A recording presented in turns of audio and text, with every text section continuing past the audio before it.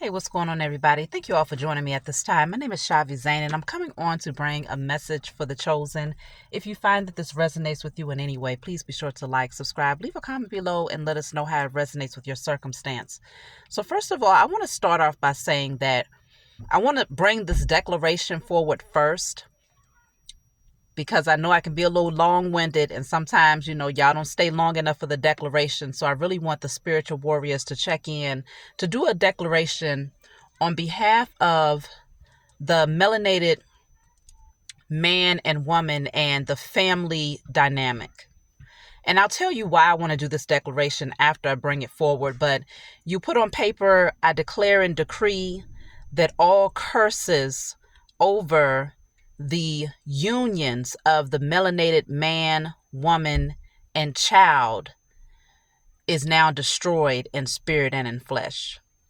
So all curses over let's just say over the unity of the melanated man, woman, and child in America is now destroyed in spirit and in flesh. You'll put that on paper and burn it. Okay? Now, the reason why I'm coming forward with this message is because I've been to a lot of parks. Many of you already know I have 6 children.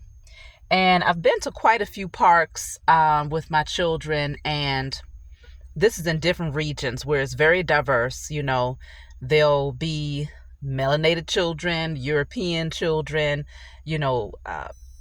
Pakistani, Chinese, Mexican, you name it. They're there because I'm usually in very diverse areas, right?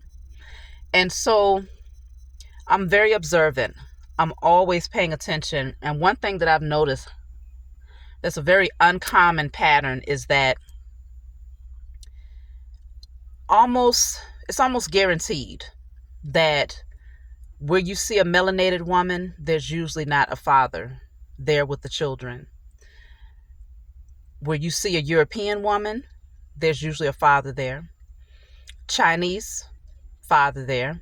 Mexican, father there. Middle Eastern, I guess they will call, father there. But when you see a melanated woman, most of the time, the father is not there. And I'm a single mother myself now. I was married for 9 years, but I'm now a single mother of my 6 children. And I find that this is a very, very, very common observation that I have. And it's not a secret. We all know that the melanated man and woman, there's a strong division when it comes to the unions. And it's very clear to me now that my spiritual eyes have opened. We all know that it's psychological traumas that we're still dealing with because of the criminal activities that's happened towards ourselves and our ancestors by the European here on this soil, right? We know about this. We know that there was a strong agenda to keep division between the families. The father would get sold off somewhere where they would never see him again. The mother would get pulled away and sold off somewhere. Children would get snatched away and sold off somewhere else. And so it's almost like there was this psychological imprint that was embedded on the minds of the melanated man, woman, and child that said, you have to get comfortable with the division, get comfortable with, the separation, because it's a survival tactic so that you don't lose your mind knowing that the father of your child and the one that you loved has now been sold off to the highest bidder, And so, of course, fast forward into about the 80s or 90s, where now you see that the melanated families were trying to pick ourselves back up because everything that we built just got torn down. And every single time we tried to build again, the Europeans came in and tore it down again. And every time we had leaders that was trying to show us how to build our communities again, the Europeans came back in and tore it down again. And this has been a repeat cycle over and over and over again, all in the attempt to get us to submit to this system of not wanting to see us in union. And so what happens? The melanated woman ends up, becoming very codependent on the system. And then the system turns around and says, hey, but the father can't be there as long as we're helping you. And of course, as a woman who's a mother of children, what are you going to choose? The livelihood of your children, right? And so then the father gets kicked out and you have all of these restrictions. And so it was all set up that way.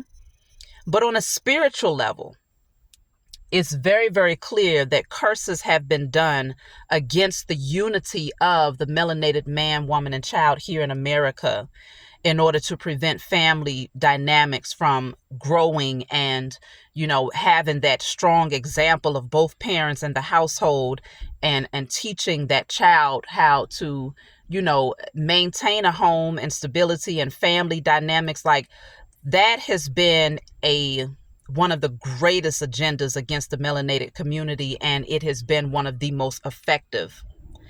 And it really does sadden me when I observe this. It's like everywhere I go, I can't help but to observe. I've always been an observant person anyway, but you can't help but notice it. And I know that as a melanated woman, if I know this, if I pay attention to this, then I know that every other race of people that's at these parks also take note of this.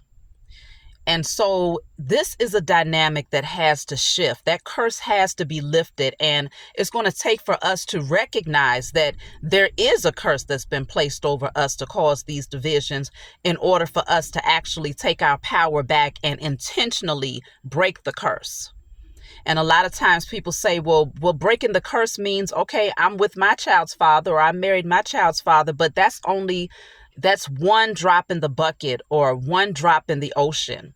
We got to get this thing back in alignment as a whole. And so it's going to take spiritual work. It's going to take putting these declarations out there, calling on the Most High and our spiritual team to help us to break that chain and that anchor that has caused this massive division. It's really unfortunate. And another dynamic that I also notice is that a lot of times in diverse areas, you might see a melanated man. Usually it's the melanated man. And very rarely do you see a melanated woman in this particular scenario. But a lot of times the melanated man, he'll have children. He'll be at the park with his children, but the children will be biracial. And the mother will be not too far off somewhere. And so there's this psychological mindset, embedded in the minds of a lot of melanated men that has them thinking that if they can actually maintain a family dynamic with someone of another nationality or race, but with their own, they're much quicker to separate themselves. And it's not because other women treat them so much better. That's not the case at all. You got people that's crazy and ratchet in every color. Okay? But I really do feel that because of the curse that's been placed over the melanated man, woman, and child here in America, it's that psychological thing that makes the melanated man think that with another race of person, with another race, he can actually maintain his position as a father. It's a really twisted concept, but it's very clear that this is the truth. And I would really, I would behoove you all, I would encourage you all to pay attention when you go to the parks, when you're outside and, at gatherings where there's children and the parents obviously will be present. Pay attention to that.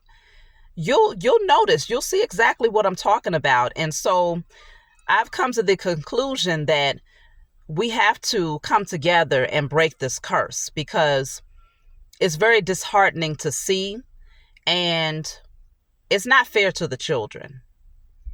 It's not fair to the children. It's not fair to the man and woman, the melanated man and woman. We have to really get back into a space where we recognize the importance of family unity. Of course, it goes so much deeper because of all of the psychological warfare and, the traumas and the unhealed wounds and all, poverty and all of these things play a massive role in the, the pushback, or I guess, you know, the unhealthy relationship dynamics between the melanated man and woman. Because it's so hard for us to rise up here in America, because you have a particular structure that is built on keeping us down. It's like you have to work that much harder to find success. Then when the melanated man and woman comes together, a lot of times money is an issue. Infidelity becomes an issue because there's so much trauma when it comes to the carnal nature of the man, or the melanated man. Specifically, the melanated man's sacral chakra has been targeted like no other. And so infidelity is an issue. Anger from the melanated woman is often an issue because you're talking about a lot of traumas. A lot of melanated women have gone through sexual abuse. A lot of melanated women have been abused in relationships or watched abusive relationships between their parents. And so it's not easy maintaining a healthy union between a melanated man and woman in America. I understand the relationship dynamics can get so toxic and so, unhealthy that sometimes you literally have to remove yourself for the sake of your own peace of mind and for the mental health of the children. So I'm not trying to push, or force feed to stay in an unhealthy relationship dynamic, but we can at least, as spiritual warriors, break the curse off of whatever the powers that were put over the melanated man, woman, and child, so that in the spiritual realm, we can lift all of the anchors and the chains that have been created to keep us in this low vibrational state, so that when we do get to a place where we can come together in relationships where we can actually have some peace, have healthy unions that create healthy families and create healthy communities. Because when you have healthy families, you have healthy communities, and healthy communities come together to build a healthy nation. You see what I'm saying? And so we got to start in the spiritual realm first, because we have so many different things that's working up against us as a result of what has happened to us and our ancestors, that to start in the physical realm, that's why a lot of times when we have these type of discussions, it's like you don't know where to start, because it's so many different angles where you can see how the destruction and the traumas of our ancestors have hit us in so many different ways that it's like, where do we begin to even get this thing back on track? Where do we start? But I strongly know that where we have to begin is in the spiritual realm, by breaking these curses and being very intentional about doing that. And once we put these declarations out there and we establish that we deserve healthy love, we deserve healthy communities, healthy families, we deserve generational wealth, we deserve generational good health, we deserve all of these things that were stripped away from us. And unfortunately, a lot of times people have people have been so corrupted with the illusions about the melanated man and woman in America that they're under the assumption that we just don't want healthy families. We don't want healthy relationships, that we're drama, we're toxic. This is what's been force fed to the world through movies and music and different TV shows and commercials and things of that nature. This has been force fed. And so people are under the impression that a healthy relationship dynamic can't happen between us because we're just resistant to love or family. And that's not true at all. This has been an agenda against the melanated man, woman, and child in America. And the powers that were have worked day and night feverishly to ensure that we have broken family dynamics and that the melanated man doesn't feel as motivated to protect the melanated woman and child, or to, support or provide for the melanated man, woman, and child. There has been a strong agenda to breed that type of man in our communities. And so we have to do the spiritual work to break these chains, because some of it we actually helped to create when we allowed ourselves to maintain these positions in these religious structures where the melanated woman has been a strong advocate or influencer of pushing the melanated man to stay in the church, but it's not because we wanted him to be in a less powerful position. For a long time, we assumed that that was the only way that he would be able to rise up. The melanated woman has always wanted the best for the melanated man here in America. Always. If there's any woman out of every race of women, the melanated woman is down for her melanated man. Okay? And so pulling him into the church was really an attempt to strengthen him. But because we were still asleep, we didn't realize that it was actually weakening him. And it was putting him in more of a oppressive state, because it was snatching him away from his natural power, his natural ability to, connect to the Most High. It was giving him this image of this European God that was supposed to, that he was supposed to bow down to, that he was supposed to seek permission from in order to gain access to the Most High God.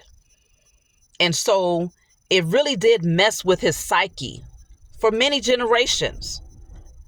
And it's our responsibility as the melanated woman to stop trying to force our men into these churches, because that's not where they belong.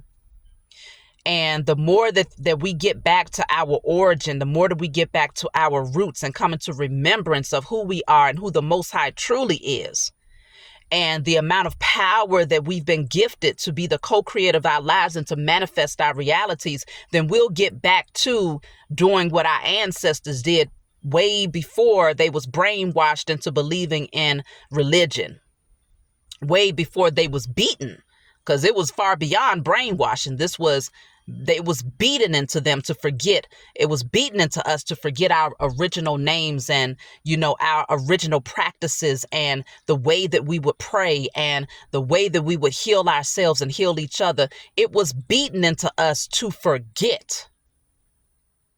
And so for the sake of survival, we accepted it and we passed those teachings down to our offspring for the sake of their survival.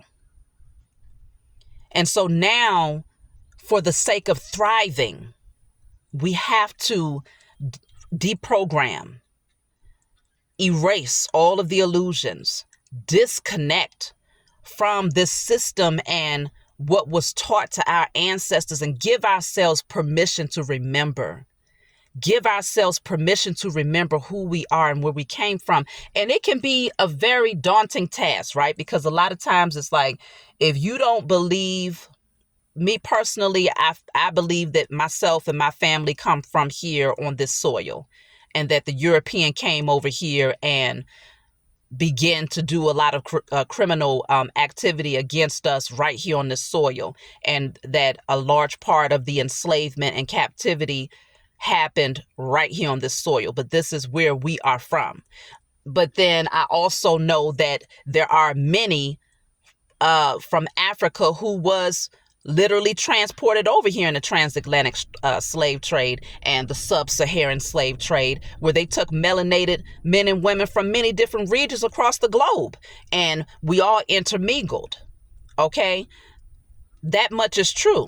And so a lot of times it's very difficult to get back to your roots and to remember who your ancestors were prior to the captivity and prior to the Holocaust of the melanated man, woman, and child here in America, because you don't know where to look.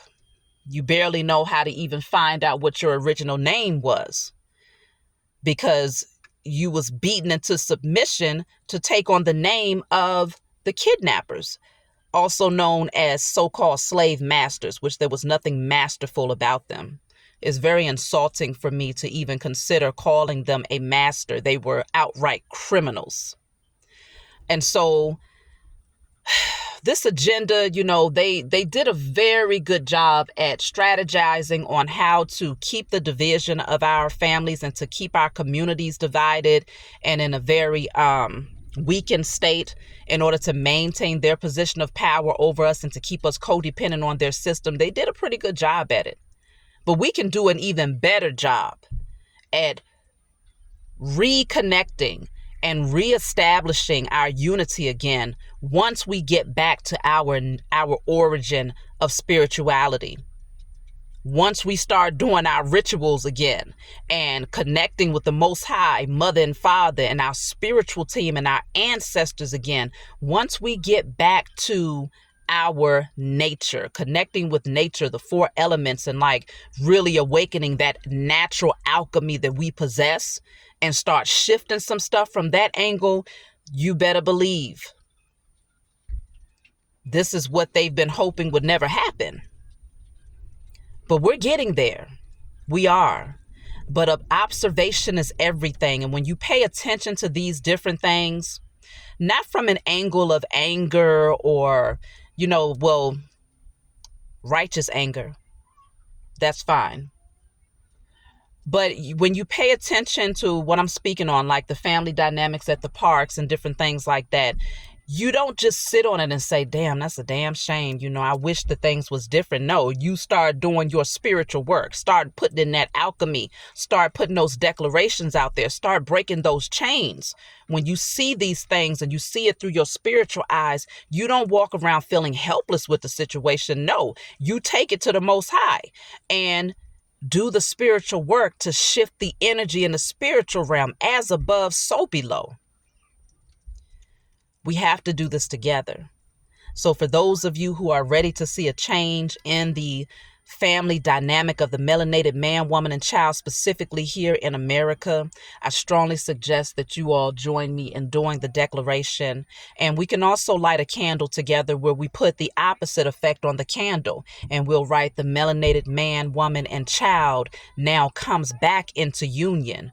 The family dynamic of the melanated community in America is now back in alignment, is now balanced again. The foundation is strong again. Okay? The community of the melanated man, woman, and child in America is now strong again in spirit and in flesh. We got to do this together, y'all. So let's go ahead. Let's burn and release. Let's get them candles lit. Let's call on the Most High Mother and Father and our spiritual team, because they're going to do most of the heavy lifting. But it's on us to put it out there into the universe that we're ready for change. So that's my message for you all. I hope that it brought you some clarity and that it gave you the courage and the confidence to know that you possess the ability and the power to shift any and everything. If you don't like it, do something about it, but start with the spiritual work first. That's where our power lies. That is where our superpower lies. Okay. So that's my message. I love you. Leave a comment below. Let me know what you think, and I'll talk to you all next time.